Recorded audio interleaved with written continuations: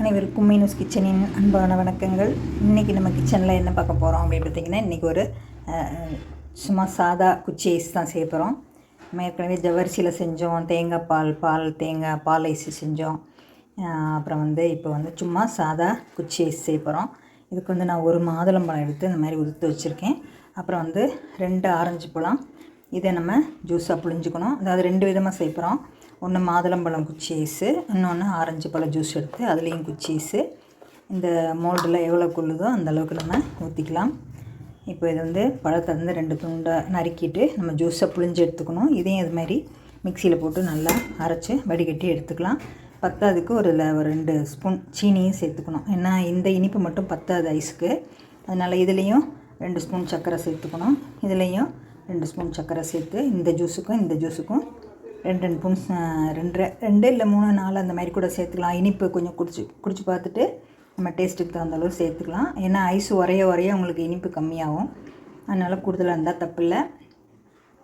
இப்போ சம்மர் லீவில் பிள்ளைங்கள்லாம் வீட்டில் இருப்பாங்க. கடையில் போய் குச்சி ஐஸ்லாம் வாங்காமல் நீங்கள் வீட்டிலே நாள் நைட்டே ரெடி பண்ணி ஃப்ரீசரில் வச்சிட்டிங்கன்னா மறுநாள் காலையில் அவங்க ஒரு 10 மணிக்கு போல் எடுத்து சாப்பிட்றதுக்கு சூப்பராக இருக்கும். 8 மணி நேரம் இது இருந்துச்சுன்னா சூப்பரான ஐஸ்கிரீம் நமக்கு கிடைக்கும். குச்சி ஐஸு நாள் நைட்டோ இல்லை நீங்கள் விடிய காலமாகவோ செஞ்சு வச்சிங்கன்னா ஒரு 8 மணி நேரம் கழித்து அவங்களுக்கு எடுத்து கொடுக்குற மாதிரி ஒரு 11 மணிக்கு போல் சாப்பிட்றதுக்கு எந்த நேரம் வேணாலும் சாப்பிட்டுக்கலாம் ஐஸு. அதனால் இது நம்ம குச்சி ஐஸ் செய்வோம். இப்போ இதை நான் அரைச்சிட்டு வந்துடுறேன். இப்போ நம்மளோட ஆரஞ்சு பழத்தை இதில் நல்லா ஜூஸரில் இப்படி புழிஞ்சிக்கலாம். அப்போ மிக்சிலெலாம் அரைச்சிங்கன்னா தோலோட கசப்பு இறங்கிடும். இந்த மாதிரி நீங்கள் புழிஞ்சிங்கன்னா தனியாக ஜூஸ் மட்டும் உங்களுக்கு கிடைக்கும். இதை மட்டும் இப்படி நான் 2 பழத்தையும் இப்படி புழிஞ்சிக்கலாம். இப்போ நம்மளோட ஆரஞ்சு ஜூஸ் நல்லா புழிஞ்சி வச்சு இப்போ இதை டம்ளரில் பியூரான ஜூஸ் பாருங்கள், சூப்பராக இருக்குது. இதுக்கு ஒரு 2 ஸ்பூன் நம்ம சர்க்கரை சேர்த்துக்குவோம்.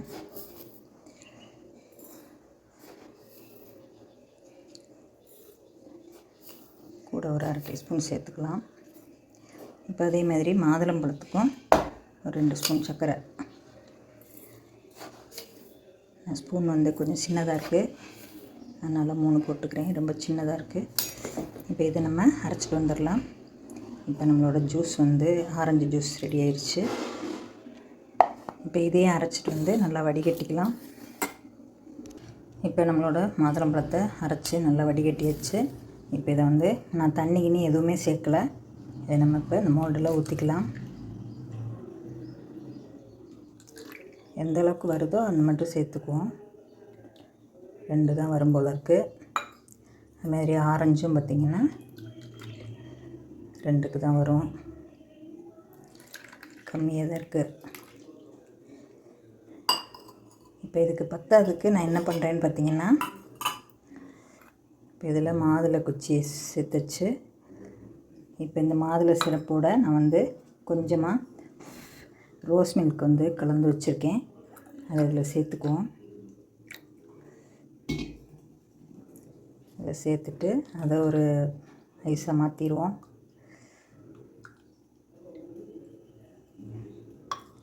இதை அப்படியே ஃப்ரீசரில் வச்சு 8 மணி நேரம் ஆனதுக்கப்புறம் பார்க்கலாம்.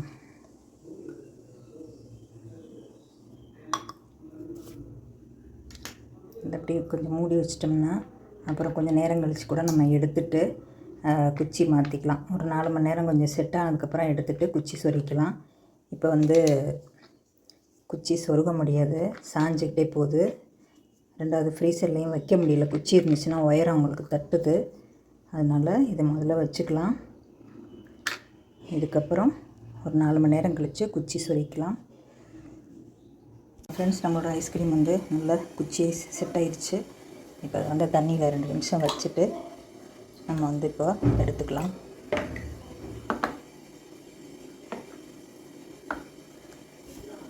இப்போ பாருங்கள் ஃப்ரெண்ட்ஸ், நம்மளோட கலர்ஃபுல்லான ஆரஞ்சு ஐஸ்கிரீம். இது ரோஸ் மில்கில் செஞ்சோம் இல்லையா, அந்த ஐஸ்கிரீம். இது மாதுளை, இதுவும் ஆரஞ்சு. 2 ஆரஞ்சு போட்டோம்.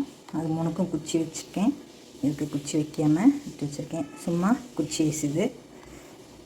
ஓகே ஃப்ரெண்ட்ஸ், நீங்களும் இந்த மாதிரி செஞ்சு பாருங்கள். செஞ்சு பார்த்துட்டு உங்கள் கமெண்ட்ஸை சொல்லுங்கள். வீடியோ பிடிச்சிருந்தால் லைக் பண்ணி ஷேர் பண்ணி கமெண்ட்ஸ் பண்ணுங்கள். சப்ஸ்கிரைப் பண்ணுங்கள் ஃப்ரெண்ட்ஸ். அனைவருக்கும் நன்றி.